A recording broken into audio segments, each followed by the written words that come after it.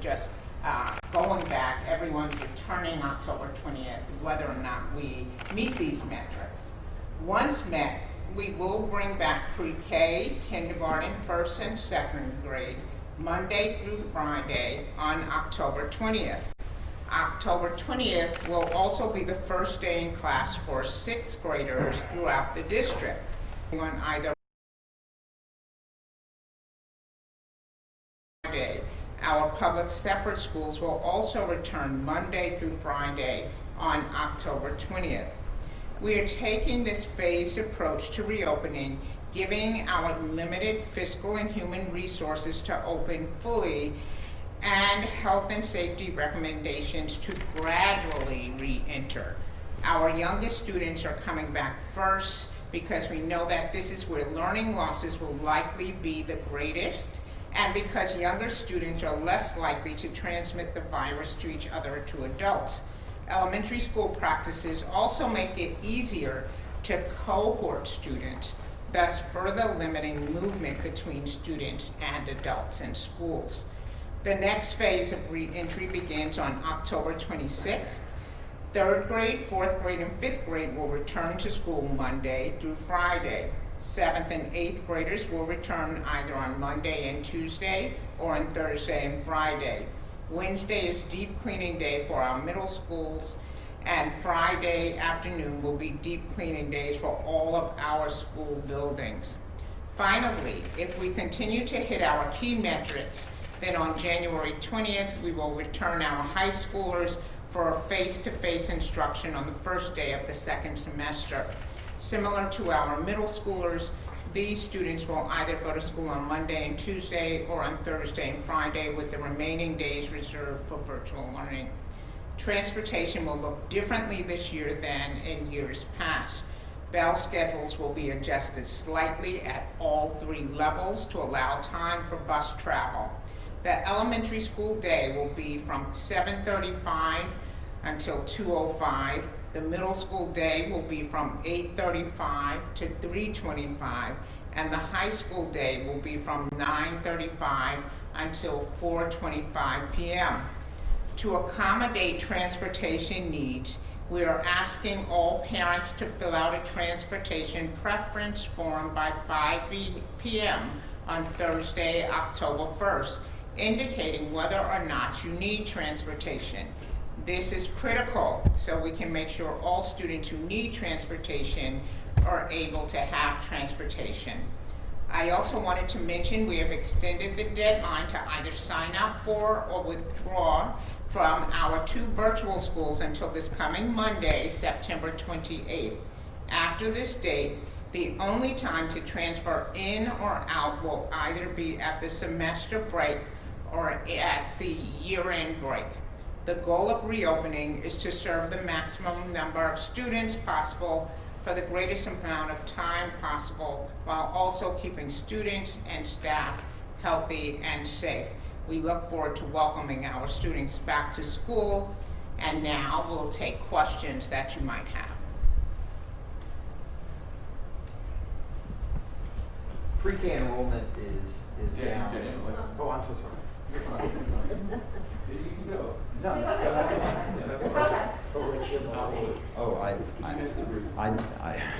Thanks, Jansen. So pre-K enrollment, it is down, and 20% of teachers say that they don't want to come back. What has been some of that conversation, or what are you doing to try and ease some of their concerns? What if you don't have enough teachers that do want to come back or feel comfortable coming back right now? So kindergarten enrollment is down. You mixed 2 statistics, okay. But your point, I understand. 20% of the teachers said they did not want to teach during the voluntary period. That doesn't necessarily translate into on October 20th, they don't want to come back. But they are employees of the district, and once the district says, or the board says we are returning, if they need to take a leave for a medical reason, an approved medical reason, they certainly are able to. Otherwise, they are free to make a decision about whether or not they want to work. But this is a school district, and we have to teach students. At some point, we have to start returning. So we are expecting to hear from our employees about the decisions that they'll be making. And certainly we know that on October 20th, and then again on October 26th, and then again on January 20th, we know that there's going to be fluctuations in student enrollment and in our employee attendance. Absolutely. Oh, sorry. Dr. Oakley has mentioned capacity issues at 3 elementary schools and also 2 middle schools. So what is the solution there? Are you renting spaces or using high schools that are empty? I didn't hear the first part, I'm sorry. No, it's fine. Dr. Oakley has mentioned capacity issues at 3 elementary schools and 2 middle schools. So Yes. what is going to happen for those schools? Yes, so we believe we have a solution at elementary schools, but we're still negotiating those, so we'll be able to talk about those a little later in the week. And Ms. Henry, have we resolved the middle school issue yet?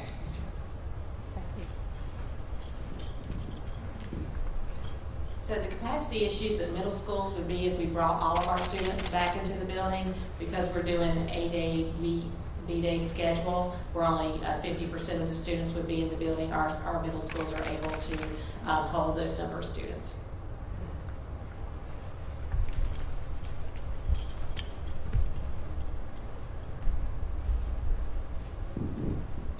Can we talk about the 5% metric? And this might be a question for Dr. Van. When will we hit that streak? Where are we right now, and do we expect to be 5% or under by October 20th? Absolutely. So thank you so much for the question. I know that there are a lot of questions around the metrics, and especially the discussion around the 5% positivity rate. First, I would like to start by saying that at this point, in the last 3 weeks, approximately 1 month, we have seen that positivity rate staying pretty leveled at 5%, 0.1, 0.2, up or below that. It has taken us approximately 10 weeks to drop from an 8% positivity rate to this 5% that we're in right now. That is not to say that it will continue to take us 10 weeks. It could take us 10 weeks to drop lower than 5%. It can be more or less. It depends on all of the mitigation strategies that are happening in our community members being applying those and following the 3 W's that we're promoting. So it's a very flexible and fluid situation, and I do not have a time frame by which we will reach a lower percent, 4% or 3%, but just what we have seen so far, it took 10 weeks to drop 3% from 8% to 5%. I hope that answers the question. One question for you. I mean, you've studied this. What are the biggest things here in this community that concern you in terms of the hurdles that we have to get over in order to get the numbers down and to get everything open safely the way that we want it to? Absolutely. I believe that some of the challenges that we're seeing in Guilford County are some of the challenges that we're seeing across the state and across the nation. Continuing doing the testing that needs to be done in order to have that wide net approach to the response, it continues to be a struggle from us with the capacity of providing this testing. I believe that in the last 3 months we have done a tremendous job with all of our partners in Guilford County to increase the number of tests that are being performed. At this point we're at about 8,000 tests a week, so that calculates to approximately 6% of our residents within a month, and that has been a lot of work to get to that point, and it has been a partnership between many stakeholders here. So that continues to be a challenge. We need to trust our community that we are providing the most updated information, that we want them to come out and be tested and take advantage of this, the testing offers and opportunities that we have. The turnaround times have considerably dropped to approximately 3 to 4 days. I know that that has been something that has turned some people away from wanting to be tested, and also the idea that if they are tested, they will have to quarantine and the negative impacts that that would take over their families. So that is something that we continue to educate our community, and we want to continue to have those conversations and hear their concerns. Also, the second big one is the following up with the 3 W's, having our community members, our residents here in Guilford County follow the 3 W's, wearing the mask, understanding the science behind that, washing hands, having good cough and respiratory hygiene, and also staying 6 feet apart and practicing social distancing. We know that our school system is doing an awesome job moving along with the plans, creating these plans with our health department, but we know that the students will go back in the community once they're leaving school, so it is truly a community effort to keep the students in the schools and to keep everybody safe. Thank you.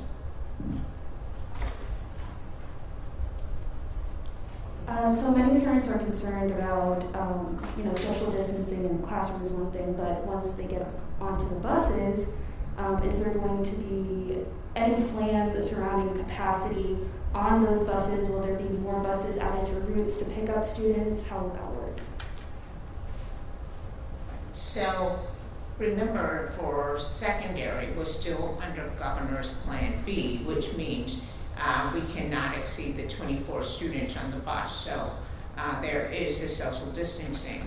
On Plan A, with elementary students, we plan to reduce the number of students on the bus from 72 students to at around 40 students on each bus, so reducing the number dramatically. We would like to get that number down more, but we wouldn't be able to start school because we wouldn't have enough buses, and we have about 100 bus drivers out, about 78 because they are on leave, and then another 25 vacancies. So we are asking parents to transport their students. We're also asking the community to start walking school buses so that we have as few students being transported as possible, or only the students being transported that absolutely need to be transported by school bus. It just keeps the number of students on the bus low. But on the buses, students will be required to wear masks, and we will use the practice of attestations where parents have to say, we took their temperature, they've not been sick, they've not been around anyone with COVID, they don't have fevers, and they are well enough to get on the bus. When they get into school, they then will have their temperatures taken. Every school has an isolation room if a student does have a fever or becomes sick, because as you know, a fever is just one symptom of COVID, and some students won't have a fever but may show other symptoms later, but there will be an isolation room. Why aren't temperature checks being done before students get on the bus? Why are we not doing that?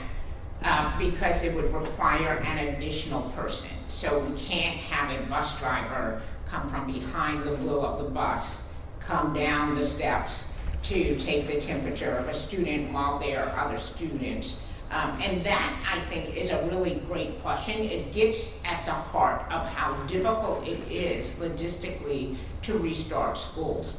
And I've seen the criticism the school board has taken school district superintendents across the country, the large school districts, for not restarting. And amazingly, I'm asked, well, you know, the ABC charter school down the street has started, or that private school has started. Why haven't you done it? And I have to remind people that Guilford County Schools is one of the 50 largest districts in the United States. There are more than 14,000 school districts. You will not find, I think, more than 5 large districts in this country that have restarted for all of their students. because it's just so hard to figure this out without the resources. School districts were under resources before the pandemic, and the pandemic has just exposed how under resourced we actually are. So to have the luxury of having an aide on a bus that can come down the steps and take a temperature, we don't have that luxury. We don't have those extra people in the building who can be there to stand at the door. So we're using staff during planning period and office staff. We don't have nurses. There's been a movement for many years in this state to get nurses in every building, which is a requirement by law in some other states to have a nurse in every building. I believe we have about 30 for 127 schools. So what seems simple for the public, because we make it look simple, is extraordinarily difficult to make happen in a large district. It's difficult in a small district. It's a miracle in a district of this size. So I know that we've covered about how there's several campuses that have infrastructure problems, windows that don't open or don't stay open, HVC units that don't work properly. What can the district do, and what will the district be able to do in order to get all that up to date and ready for whenever students are able to come on campus? Because I know that's a lot of concern for parents as well. So with the windows, I'm glad you mentioned that, because I neglected to say on the buses, all of the windows will be open on buses, for not completely open, but we will keep windows open on buses. And the Board of County Commissioners did give us money to repair every window in the district. So we went through back in, I think, April or May to check all of the windows. I think the building that had the most problems with windows was Ferndale Middle School. We put a plan together and we are beginning to repair every single window. And we are going to start asking teachers to rotate classes in and outside. You know, we usually just go outside for recess or lunch break, but we actually want teachers to take students outside to do writing assignments and math classes. Get used to taking those mask breaks when you're outside with students. Just begin to become accustomed to school being indoors and outdoors. With respect to the HVAC system, I will turn that over in a moment to Ms. Henry to talk about our plan. But as you may recall, this to address that HVAC system in the district is going to take some years. Before the pandemic, as you know, we put forward a $2 billion plan to address the renovation and building of schools in this district.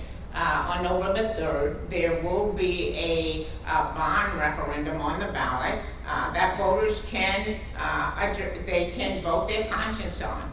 But this has been an issue way before the pandemic, and it's not one that will be easily resolved by just saying, okay, even if someone gave us money today and said, here's all the money you need, it could not be easily fixed because the buildings are so old.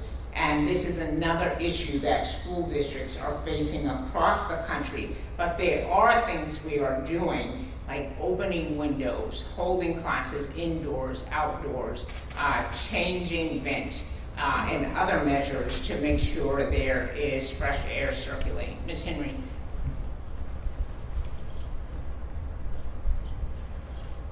Thank you. So as the superintendent said, we've got a variety of HVAC systems in all of our buildings at a variety of ages. We've got some that go back, 30 or 40 years, and then we've got some that have been put in place in the last 5 to 10 years.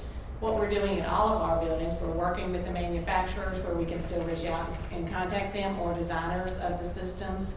And those where we're talking to them about what filters we can use, if we can use the thicker filters, and we're using the filters that the designers and the manufacturers approve for those systems where we can. Also, we are opening the fresh air vents to allow more fresh air to flow into the systems. as ultimately it gets into our classrooms, realizing that that's going to create some humidity issues, and so we're also going to have to make our systems work a little harder to help control that. But all that is what we're doing to address the HVAC systems and doing what we can to do that in our schools. And just a few more now. It sounds like bus transportation is going to be an issue because of the social distancing requirements. So is there a cutoff? How many people, how many students are you able to serve on October 20th and, give a ride to school? We think we can get all of the students that we need to get to school on October 20th. It's just a matter of making sure that parents submit all forms in a timely way. Because this is not going to be easy. And in any given year, on a good year, we have transportation issues.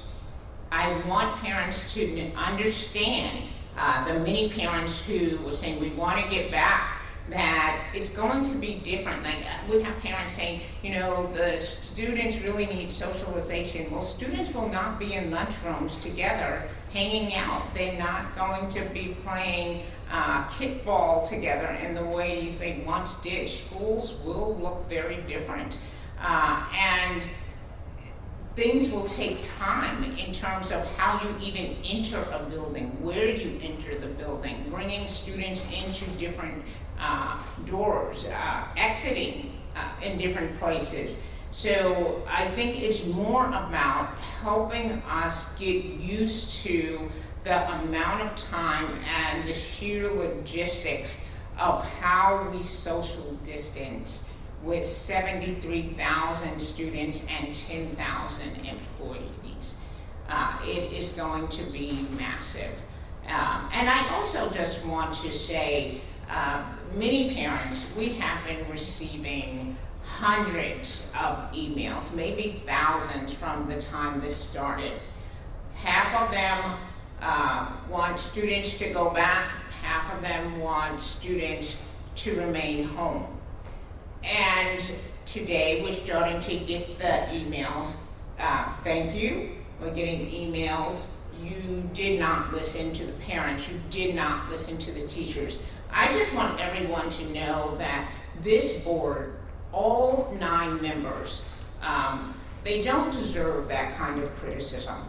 They read every single email, every single one of those emails. They tried to ask every question.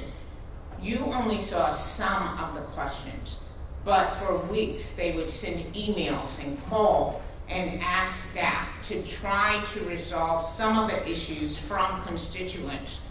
But no matter what, half of the parents feel uncomfortable with one situation or the other.